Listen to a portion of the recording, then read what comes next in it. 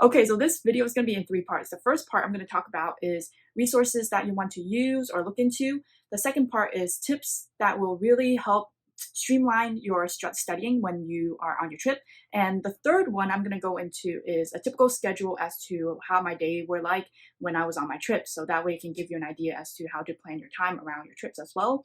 Now, I know right now there is pandemic and everything, but in case you want to look into maybe like a small road trip or is just going out even just anywhere really to get yourself out of this mindset of NCLEX sometimes, this can really help.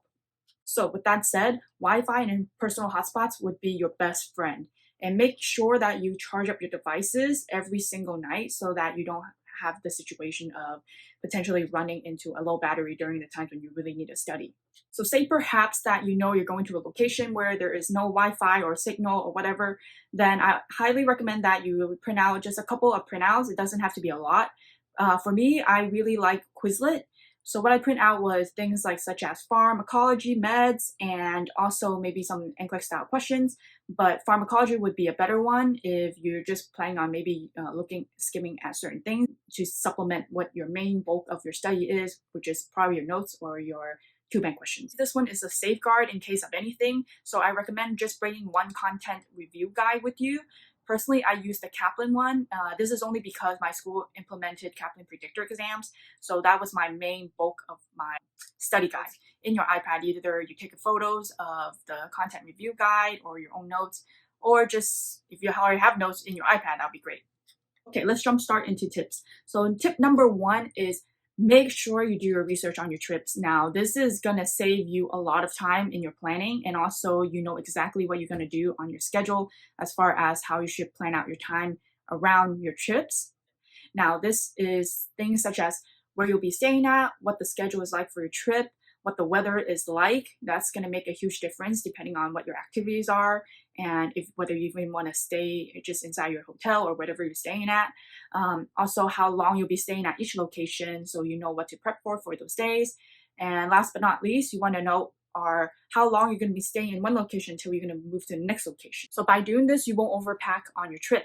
And this is going to help you a lot because ultimately you're going to be traveling, you're going to be going from place to place. So you don't want to carry too much also. So for example, when I travel to Hawaii, for example, I would list out on Excel spreadsheet for places I'm going to be at on each day and times as far as I may be studying for, what the locations would be, if they have good Wi-Fi, how much time I'm going to be on the road, etc.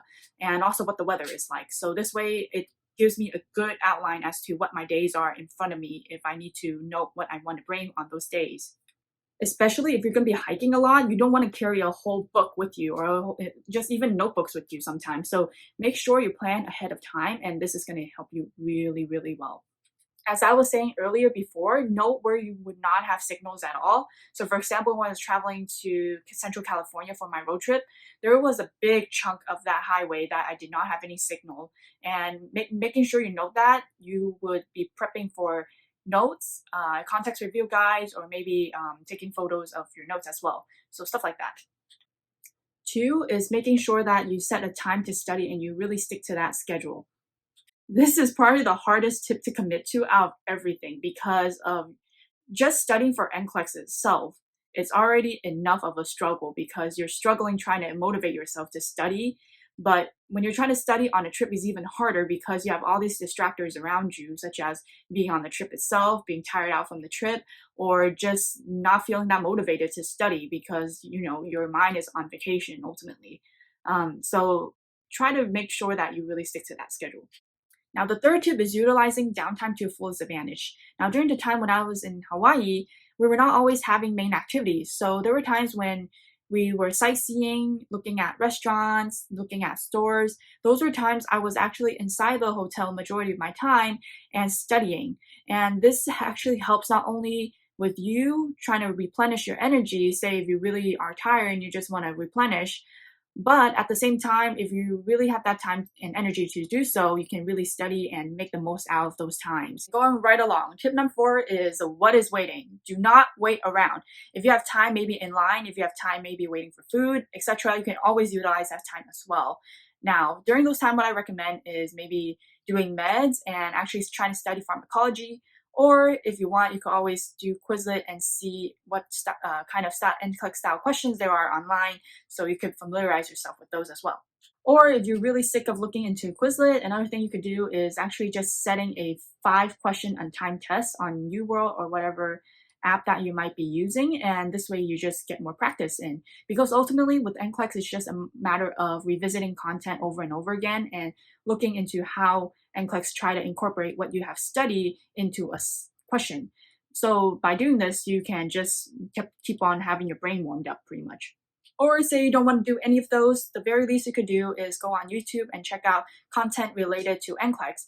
Now, the one person I used a lot from online was Sarah from Registered Nurse-RN. She has great videos on NCLEX style related topics, and the one that I used a lot for was my ECG. Now, ECG was my weakest point during the time when I was studying, so she really helped digest it in a way for me to understand. And if you seriously have no internet in the area, I highly recommend that at the very least you knew this from your research of the trip, and then that way you know to maybe bring certain printouts. So maybe Quizlet would be great, and that way you could study at the very least your farms.